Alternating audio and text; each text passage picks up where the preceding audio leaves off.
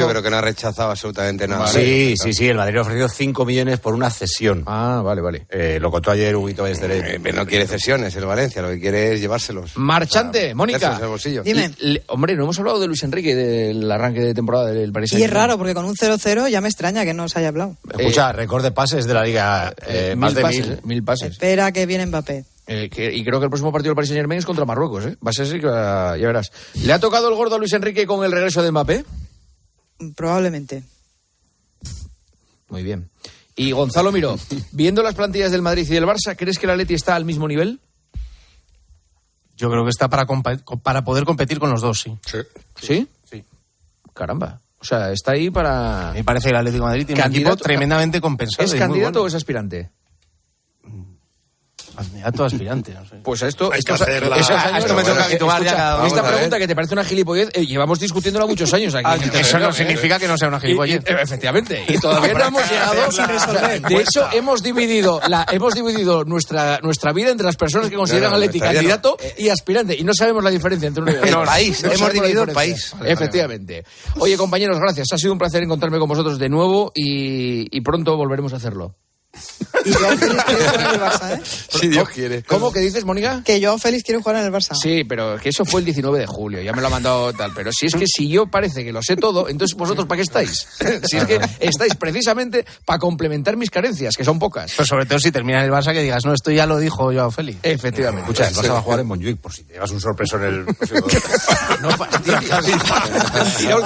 Han tirado el Camp Nou. Hasta luego, compañeros. Un abrazo.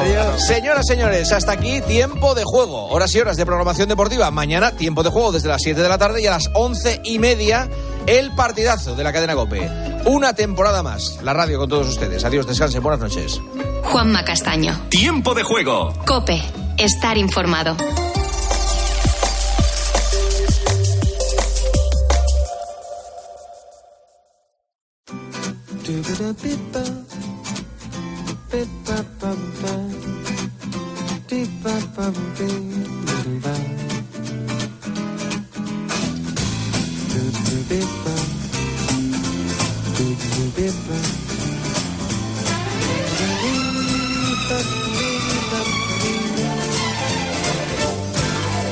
Hola, buenas noches y bienvenidos. ¿Cómo está la cosa? ¿Cómo llevan ustedes el verano?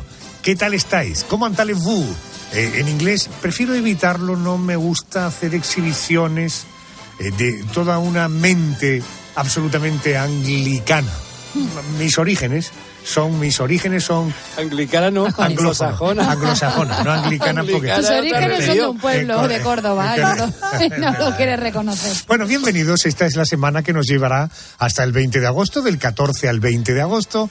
Estamos absolutamente imbuidos por los calores del verano, como por otra parte ha quedado elocuente este programa, que solo tiene como objetivo entretenerte y aportarte alguna cosita que tú puedas mañana comentar cuando vayas a la playa o al curro. Por cierto,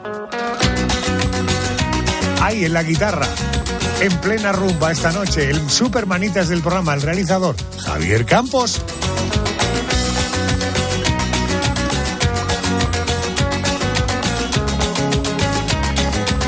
El programa arrancará con grandes enigmas. Querida Mónica García, muy buenas noches. Hola, Además de la ubicación geográfica de la que te he oído así a lo lejos hace un momento, enigmas esta noche realmente alucinantes, por no decir acojonantes, ¿no? Sí, bueno, yo estoy disfrutando mucho este verano de la lectura, especialmente disfruto con la colección Enigmas de la editorial Almuzara. Uh-huh. Y esta noche vamos a hablar con el autor de Manicomios Malditos, es uno de los libros. Claro, son centros hospitalarios que detrás de ellos cuelgan, unos dicen que leyendas, otros dicen que fenómenos absolutamente extraordinarios. Bueno, hablaremos de los manicomios malditos esta noche. Sí, también te traigo al autor del libro Gente de Muerte. Gente de muerte, no gente de vida, gente de muerte. Son dos cosas distintas. Me has entendido perfectamente. Gente de muerte. He dicho gente de muerte. The People of Palmator. A las 2, 1 en Canarias, el especial de esta noche. Yolanda Guirado, Bonanit, buenas noches. Bonanit, ¿lo hacemos en español o en inglés? En español, lo hacemos en español. Lo hacemos en español, venga. Esta noche vamos a entrar en los campos de concentración nazis para mujeres. Más de 100.000 fueron encerradas en estos horribles lugares. Algunas de ellas eran españolas. Olvidad vuestros nombres. No sirven de nada. Los números sí son exactos, inequívocos. A los judíos se os dan bien los números, ¿no? La base del imperio alemán se construye sobre reglas, disciplina y orden. Y así será en los próximos 1000 años. Estáis aquí para servir al Reich.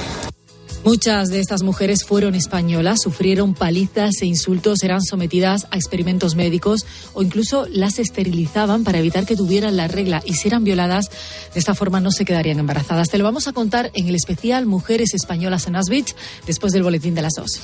Bueno, es importante recordar estos episodios de la historia para intentar evitar que se vuelvan a producir. Muchas de ellas se dedicaron al maravilloso mundo de la moda, ser modistas, pero en este caso no había ninguna vocación artística, era una manera de poder conservar la vida. Tantas cosas que pasaron en la Segunda Guerra Mundial y que en algunos casos han pasado muy inadvertidas en la historia. Te hablamos en su día de los prostíbulos en los campos de concentración, o por ejemplo este oficio, modistas en los campos de concentración nazi para salvar la vida. A las 3, 2 en Canarias, el porqué de las cosas, por tanto, el dati de cuestión del programa. Querido Pedro González, muy buenas noches. Hola, buenas noches, Arjona. Una pregunta, ¿por qué los polos, o en los polos, mejor dicho, hace tanto frío? Yo, de hecho, me he comprado uno antes de entrar aquí y ¿por qué estaba los helado? polos hace tanto frío? Pues no es materia baladí. Esta, orgánica, ¿eh? No es materia orgánica, ¿no? Ya. ¿Por qué el chocolate es negro? Bueno, hay chocolate blanco también. Sí, pero el chocolate blanco, ¿por qué es? ¿Porque es blanco? No, porque es un chocolate negro esto lo que se decolora. O ya veremos. Bueno, eso ya lo veremos. ¿Qué pasaría si en la Tierra dejase de girar? Chungo. Ahí todo el mundo parado. Algo no positivo pasaría seguro. Del frenazo salimos todos despedidos. 1.600 kilómetros a la velocidad a la que va la Tierra rotando sobre sí misma. Y nosotros estamos como si estuviéramos Como si no hubiera movimiento, efectivamente. Sí. La última, ¿por qué el león se le considera el rey de la selva? Todo eso, a eso contestaremos después del boletín de las 3, 2 en Canarias. Y para culminar, repasaremos la historia de amor de dos grandes del cine de la época dorada de Hollywood. Y naturalmente haremos tributo a la canción española como un símbolo de identidad de nuestro país. Querido Andrés García, muy buenas noches. ¿Qué tal? Muy buenas, Arjona. La llamaron la más grande y con razón. En la última hora del programa nos visitará el periodista y escritor José Aguilar para hablarnos de Rocío Jurado. Y viajaremos a Hollywood para conocer detalles de una historia de amor en el mundo del cine, la que vivieron Humphrey Bogart y Lauren Bacall. De ello se encargará el escritor, periodista y crítico Juan Tejero. Este es el contenido del programa de esta noche. Empezamos con enigmas. Si eres amante de las películas de miedo, seguro que alguna vez has visto alguna ambientada en un manicomio. La mayoría de las veces la trama se basa en sucesos ocurridos en estos centros, ocultos a la vista de todo el mundo, y que un día salen a la luz calificándolos como manicomios malditos. José Manuel García Bautista es experto en temas paranormales, ha escrito sobre este asunto. Querido José Manuel, muy buenas noches. ¿Qué tal? Buenas noches, Adolfo. ¿Todos los manicomios tienen algo de malditos? Todos tienen algo de maldito, porque a donde esté presente la locura, por desgracia, también está presente la desesperación, la desilusión, la desazón de la persona, y eso, lo queramos o no, acaba impregnando, como dicen los parapsicólogos, todas y cada una de las rendijas que pudiera tener ese lugar, y eso acaba saliendo a flote, eso acaba saliendo y acaba manifestándose de muy diferentes formas. Por tanto, esa desilusión y esa desazón que alimenta precisamente esos centros, esos manicomios que hoy llamamos malditos, como tú bien calificabas. ¿Por qué durante mucho tiempo ante enfermedades, supongo que por falta de información, pero ante enfermedades de individuos que ven cosas que no existen o que oyen cosas que no se producen, por qué siempre se le ha atribuido un ámbito, un ambiente, un perfume paranormal, lo que era una enfermedad mental? Pues principalmente porque, fíjate, cuando hablamos de manicomios nos tenemos que ir al siglo XVI, cuando se funda el primero por el padre Jofré en la zona de Valencia. A partir de ahí, siglo XVI, todo lo que era esquizofrenia, que la conocemos, delirios paranoides, todo lo que eran ilusiones ópticas, alucinaciones, tenían dos opciones. Si te pillaban en un convento, eras una persona que en este caso podías estar teniendo un contacto místico, y si eras al margen de ese ámbito monacal, pues lo que se consideraba es que la persona podía estar poseída, podía estar endemoniada, y por eso se le atribuye ese toque sobrenatural, ese toque que en este caso pues nos hace distinguir que esa locura, que no se entendía bien tampoco lo que eran los términos de locura, pues podía tener de alguna forma unas características sobrenaturales. ¿Hay algún manicomio en España que tenga especialmente ese estigma de estar maldito? Hay varios, fíjate que hay varios. Así que a mí me vengan a la cabeza, pues nos podemos encontrar, lo primero, hay uno muy desconocido en la zona de Málaga, en la sierra, que está muy, muy metido en todo lo que es esa zona de matorral y demás, que apenas está descubierto, que está abandonado, y donde ocurren todo tipo de hechos paranormales y hechos extraños. Lugares donde antaño lo que se producían y se hacían eran prácticas que hoy son desaconsejadas, lobotomías, electroshock, baños de agua helada, de cuanto el paciente se le quitaba la locura. Luego, si vamos un poco subiendo, nos encontramos el manicomio de Miraflores, en Sevilla, que todavía tiene una parte en activo y donde también viene a ocurrir esos hechos normales. Si nos vamos a Madrid, al Sanatorio de la Marina, que aunque era sanatorio también fue utilizado como psiquiátrico, el de Oña en Burgos, donde también se han descrito hechos paranormales y está adyacente a lo que era un antiguo complejo, podríamos llamarlo eclesiástico, y luego si nos detenemos en la zona de Galicia, en la zona de La Pedrosa, por ejemplo, en Santander, pues también nos encontramos ya no solo lugares que se llaman malditos y que tienen fenómenos paranormales, sino que tienen variopintas leyendas, como pasaron a ser lazaretos, de lazaretos a sanatorios y de sanatorios directamente a instituciones psiquiátricas mal llamadas manicomios. Hablemos ahora in the world, en el mundo. Sí. ¿Cuál sería el manicomio que estaría en el número 1 de esa categoría y por qué digo de manicomio maldito? Sin duda alguna, a mí me vas a permitir aquí que elija dos por dos diferentes razones y permíteme esa licencia que me tomo. El primero, maldito por hechos sobrenaturales, el Kings, que está en la zona de Nueva York. Se le llama maldito porque, aunque está abandonado, es un complejo inmenso. Ocurren todo tipo de hechos paranormales, en el sentido de que las personas que han entrado allí, primero los vigilantes de seguridad, que vigilaban las instalaciones que estaban abandonadas, y luego los buscadores del misterio han podido grabar psicofonías, se han encontrado cara a cara con lo que son visualizaciones de personas que evidentemente no están, que podríamos llamar fantasmas, y que se manifiestan allí, y luego muchos de ellos porque han sufrido accidentes que son cuando menos extraños después de haber entrado, por lo que se les presupone una maldición. Y luego en otro ámbito está el Federico Mora, que está en Guatemala, y en este caso la maldición de este lugar no tiene nada de paranormal, sino es el simple hecho de estar allí, porque es como viajar en el tiempo, a irte 4 siglos atrás y vivir bajo las mismas condiciones que estaban por aquel entonces. Es decir, no hay un colchón, no hay un tratamiento, está abarrotado por no hay ni guardias, es decir, entre ellos se vigilan y funcionan las auténticas mafias, que uno se da cuenta realmente que aunque vivamos en el siglo XXI, pues hay partes de este mundo nuestro que aún no han llegado a ello, y que por desgracia esa pobredumbre y también el malestar, el malvivir, pues siguen teniéndolo en un lugar donde en teoría deberían de haber o mejorado su salud o recobrado la cordura, y ni lo uno ni lo otro. Conocidas tus aficiones, ¿tú has pasado alguna noche en un manicomio maldito? Sí, la he pasado. Temía esa pregunta, Adolfo, pero me has leído el pensamiento. Sí, he pasado una noche en el psiquiátrico de Miraflores, en Sevilla, en el año 2003, y ya hace tiempo, ya fíjate, casi 2 décadas, y la verdad es que he tenido la oportunidad de estar en una ala abandonada, junto a un guardia de seguridad, junto a personal sanitario, y vivir nuestros propios fenómenos, escuchar quejidos que evidentemente no vienen de nadie y por supuesto no es ningún animal, ver cómo en una determinada zona de ese hospital se encienden luces y cuando vas al sitio ni tienen luces ni tiene pantalla que pueda contener esas luces, con lo cual uno no sabe qué es.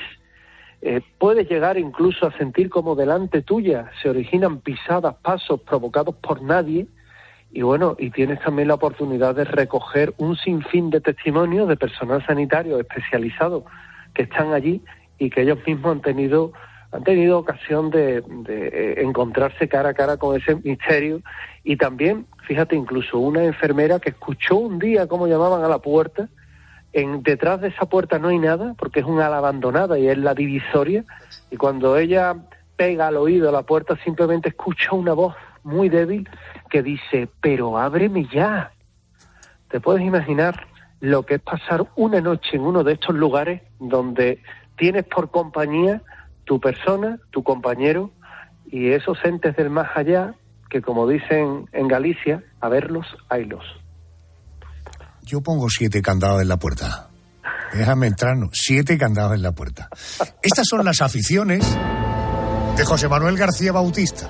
Colección Enigma, editorial Almuzara, Manicomios Malditos. El director de uno de ellos es el autor del libro, José Manuel García Bautista. Gracias. Gracias, compañero. Un abrazo. Adolfo Arjona. La noche. COPE. Estar informado. En la oscuridad de la noche, cualquier ruido nos hace estremecer. El viento entre los árboles, los crujidos de las ventanas, una música confusa y lejana, un sonido lastimero.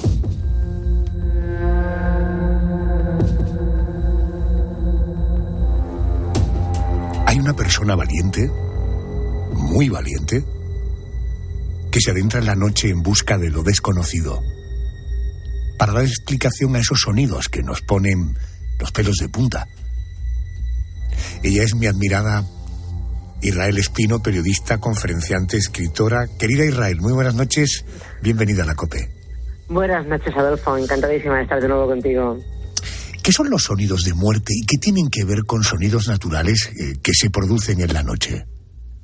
A ver, los sonidos de muerte son una serie de sonidos que nuestros antepasados escuchaban, sobre todo y especialmente en una temporada concreta, en la temporada de las noches de invierno. La época oscura, le llamaban, es aquella que va desde Todos los Santos, aproximadamente desde el 31 de octubre, 1 de noviembre, hasta enero, hasta mediados de enero, cuando el día era más corto, la noche más larga, y muy pronto tenían que meterse, como bien acabas de decir, en sus cabañas, porque ya no se podía trabajar, ya era noche, no había luz, y bueno, justo en esos momentos, en alas de la tormenta, escuchaban esos ruidos extraños, curiosamente, no solamente ruidos de tormenta, sino gritos, algarabías, perros ladrando, cascos de caballos cabalgando, y todo este ruido que escuchaban tenía un nombre para ellos, un nombre que difería según las regiones y según la época, pero que siempre se relacionaba con un ejército sobrenatural, un ejército de muertos.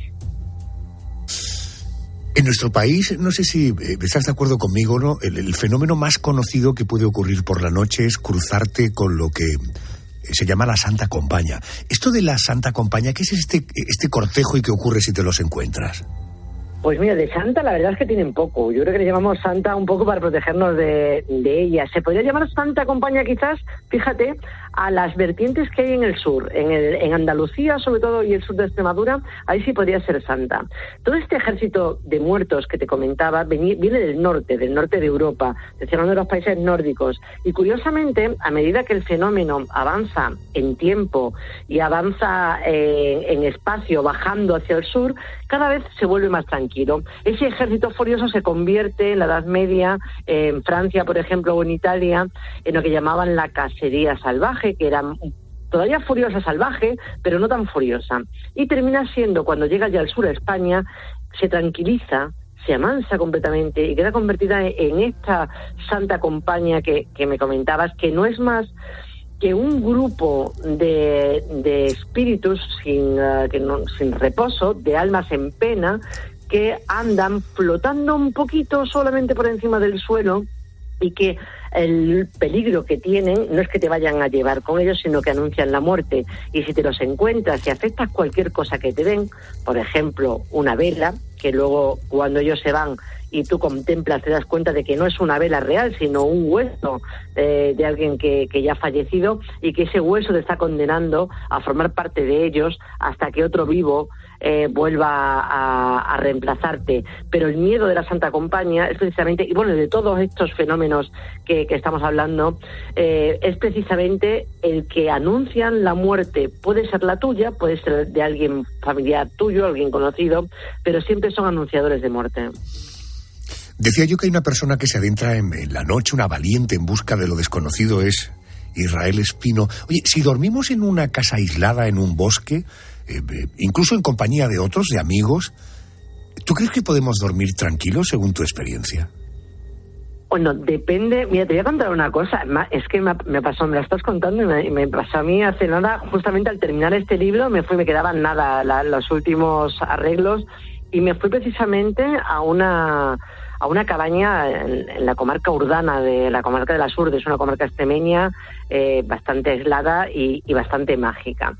Bien, yo siempre había escrito el libro pensando en que todas estas creencias se basaban precisamente, no voy a decir en la ignorancia, ni mucho menos, pero sí en lo que hablábamos antes, en que si tú te vas a una cabaña aislada hace cientos de años, cualquier cosa, cualquier sonido podía darte miedo, aunque también es cierto que esa gente sí que conocía precisamente cómo sonaba el viento entre los árboles. O sea, es raro que se puedan equivocar tantísimo, pero que ahora, desde hoy, donde la luz está en todas las casas, incluso en las cabañas, donde la civilización ha llegado a casi todos los rincones de Europa, o a todos los rincones, no cabría asustarse.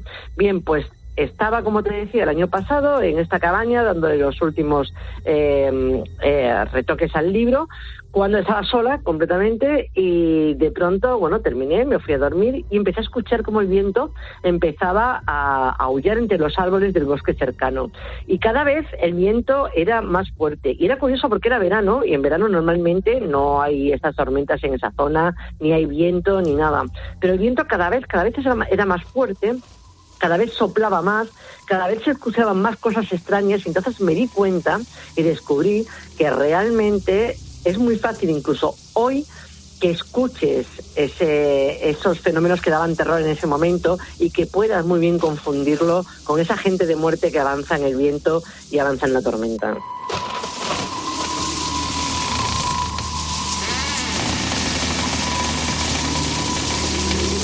Israel, hablando de leyendas, ¿existen los cortejos mágicos o estamos hablando de leyendas basadas en lo sobrenatural? Pues me encantaría poder contestarte, pero es que tampoco, yo comencé esa investigación pensando que era simplemente material mitológico, y lo estudié, empecé a estudiarlo como mito. Luego me di cuenta que había muchísimas leyendas, y mi sorpresa fue cuando descubrí que había también un montón de leyendas vividas. Esto es gente que te cuenta la leyenda, pero te cuenta que ellos lo vivieron. Entonces, claro, tampoco podemos decir que sea un cuento, que sea un simple mito. Hay gente a día de hoy viva que ha visto a la Santa Compañía, que ha visto el cortejo de gente de muerte, que ha visto al Conde Arnau en Cataluña, que ha visto algunos de estos fenómenos que relacionamos con la muerte, y que ellos te juran y te perjuran que fueron testigos de lo extraordinario. ¿Alguna vez alguien te ha contado que se haya topado con un jinete sin cabeza o con un grupo de hadas?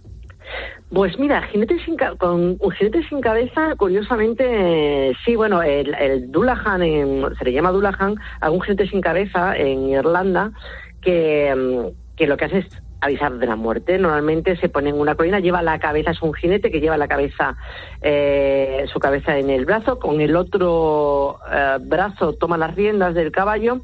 Incluso otros dicen que tiene la cabeza entre las piernas y con la otra mano enarbola como látigo una columna vertebral humana. El miedo que se le tiene es que esta cabeza putrefacta, que además ilumina la noche, solamente puede decir una palabra, y esa palabra es el nombre de aquel al que ha venido a buscar. Por eso, cuando se le ve, normalmente la gente huye despavorida. Y bueno, he podido recoger el testimonio de un vecino que volvía después de una fiesta en un pueblo cercano a su casa en medio del campo, cuando afirma que vio un Dullahan, un jinete sin cabeza, en lo alto de la colina. Como sabía la leyenda, lo que hizo fue rápidamente taparse los oídos para no escuchar el grito del Dullahan. Se metió rápidamente en casa, llegó a su casa con las manos en las orejas y bueno, pasó una noche intranquila, pero la pasó. Al día siguiente cuenta que un chico que iba en moto tuvo un accidente precisamente en el punto en el que se había aparecido el Dullahan, y él estaba convencido de que el nombre que gritó ese jinete sin cabeza era el nombre del chico que había muerto al día siguiente. Y por ejemplo aquí en España también, no gente que haya visto ellos mismos el jinete sin cabeza, pero sí he recogido testimonios de gente joven que me contaba cómo cuando eran pequeños sus abuelos, también en algún pueblo perdido de las Urdes, le contaban que no debían volver tarde de las fiestas de los otros pueblos porque se podían encontrar con el jinete sin cabeza, y ese jinete pues anunciaba también la muerte. Fíjate, en lugares tan dispares como Irlanda o como Extremadura. Si quieres saber más, Editorial Almuzara acaba de publicar el libro Gente de Muerte. Lo firma Israel Espino. Compañera, un beso, gracias por atenderme. Un beso enorme, Adolfo, muchas gracias.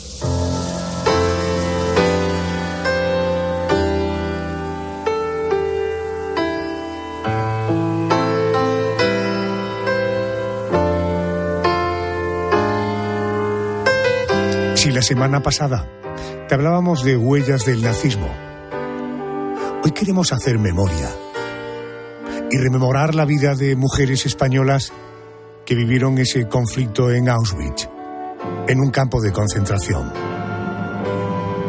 Te vamos a contar también la historia de unas mujeres modistas que encontraron en ese oficio una manera de salvar la vida. Modistas y mujeres españolas en Auschwitz. Vamos al boletín de las 2, 1 en Canarias, y vamos luego con nuestro especial.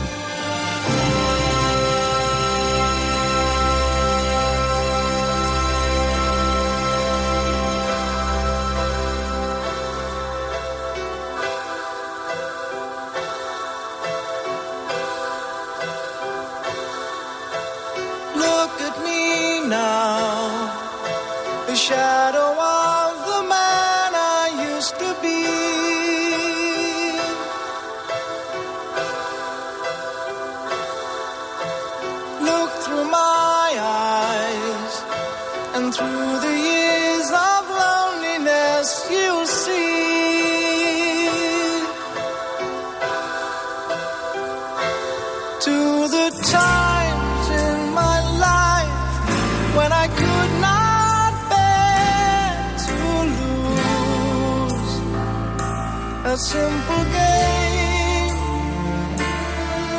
and the least of it all was the fortune